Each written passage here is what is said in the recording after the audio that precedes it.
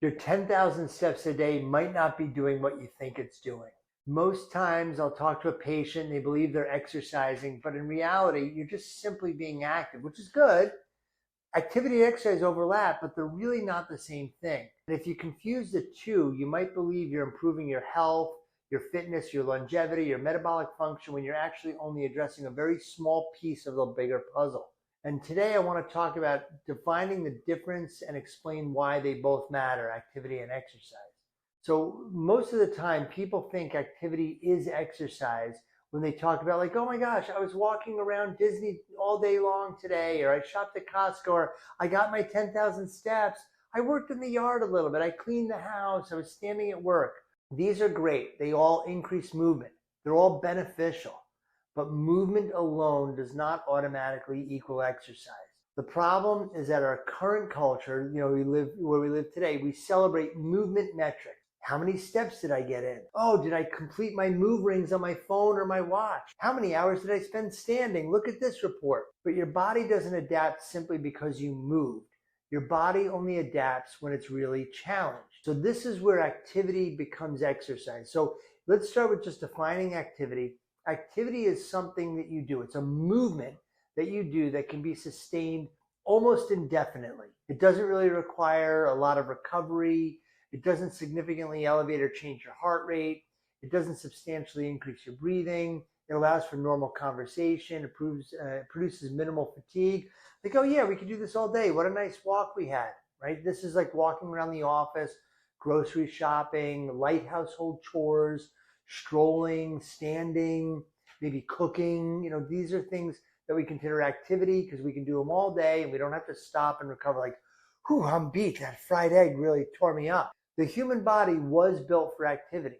It's not good to be sedentary. We want to be active. Historically, humans spent their day hunting and gathering and walking and carrying and building and farming and doing things on a regular basis that were activity, but there was also a lot of exercise in there too. So this continuous low movement activity was great because it avoided the effects of sedentary living, but it's the foundation of our health. It's only the foundation of it, and it's the foundation of our exercise. So exercise is stressful. Exercise requires the body to obtain an elevated heart rate, increased breath rate, increased body temperature. You're going to sweat when you're exercising. There's muscular fatigue. You have to recover. You have to, I need a little bit of a break. And when you finish, you immediately feel capable of repeating it. That wasn't exercise. It was activity. Exercise creates a biological demand that the body has to adapt to and rest. Exercise produces adaptation over time. So it increases your VO2 max. It increases how much oxygen you can consume. It improves your mitochondria and how they function. Improves insulin sensitivity. Increased your muscle mass and strength. Stronger bones. Enhanced cardiovascular function.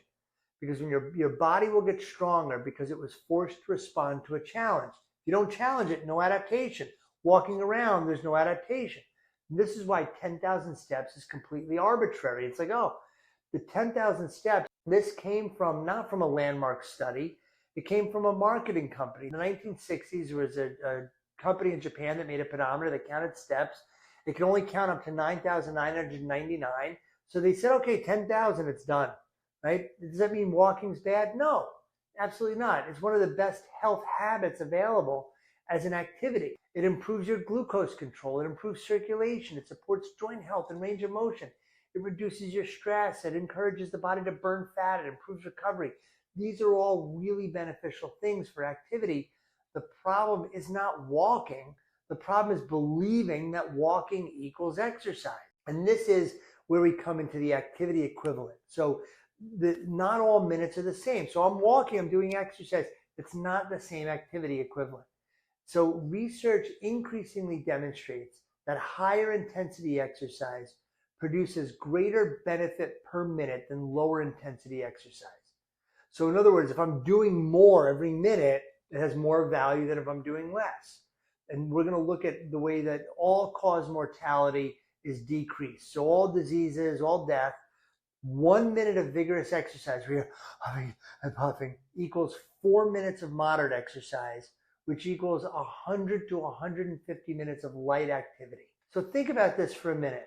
If I'm doing vigorous exercise where I'm huffing and puffing, like, I can barely do it, I can barely do it, I can, versus, oh gosh, I'm really exercising, I'm breathing heavy, I'm sweating, I got to take a break in a minute, versus I'm just walking along. I have to walk along for almost 2 hours to equal 1 minute of vigorous exercise. Or I have to walk for 2 hours to equal 4 minutes of moderate exercise. So if I'm supposed to be exercising for 30 minutes a day, let's say moderate, that's 7 times. That means I have to be doing moderate movement for 14 hours a day to equal less than 30 minutes of exercise. I don't know about you, but most people don't have this time because minutes are not all created equally. Intensity matters. The human body responds differently when it's challenged. And from the Quartell protocol perspective, we examine this and we put this into the equation because activity and exercise are 2 different pillars. It's not that like, oh, I'm walking 10,000 steps, I got in my exercise today. Therefore, oh, I'm doing it. No, you haven't. You've gotten activity in, which is great. But exercise and activity, just to belabor the, flog the dead horse, it's not the same thing. You can get 15,000 steps a day, but still have bad aerobic health, low muscle mass, poor metabolic flexibility, weak cardiovascular fitness. Conversely, you can exercise all day. You can, exercise, like do intense, vigorous exercise for 30 minutes and then sit for 14 hours. That's sedentary. Neither approach is ideal. It has to be both, right? So the missing metric here is that we want to stop asking, how many steps did I get in? How much did I stand today? And we want to start asking questions like, how often was my heart rate challenged where I was breathing heavy and sweating like, how often was I really working hard? How often did I require recovery? How did I stimulate adaptation within my body's function? And these questions are much closer to exercise. So if we want to consider building the ideal human movement model, the tier 1 is you want to eliminate being sedentary. You can't be sedentary. You have to move throughout the day. This is non-negotiable. Activity matters. You have to move at least 5 minutes for every 30 minutes of sitting. Moving, not just standing up. Walk often. Walk after meals. Increase your overall movement all day long. A minimum of 5 minutes every 30. Do purposeful exercise several times a week. Want to strength train, cardiovascular train, interval training. I recommend a minimum of 5 times a week, 30 minutes, 4 times a week, 40, but 150 minutes at a minimum to create this adaptation. And your performance matters. You want to be able to maintain good, healthy muscle, maintain cardiorespiratory, cardiovascular fitness, balance, mobility, the power of movement. Because as we age, things do not get easier. Things become harder to do. So the sooner you start, the easier. Remember, activity keeps you from becoming unhealthy. Exercise makes you healthier. Activity is the foundation. Exercise is the layer up upgrade. The goal isn't choosing one or the other. The goal is understanding that they both serve a different purpose. Walking 10,000 steps a day, it's great. If you're already doing it, don't stop. But if you want to maximize your health span, your longevity, your metabolic health, physical function to your 70s, 80s, 90s, beyond, activity alone won't be enough. Your body was designed to move. It was also designed to be challenged. Make sure that you challenge it.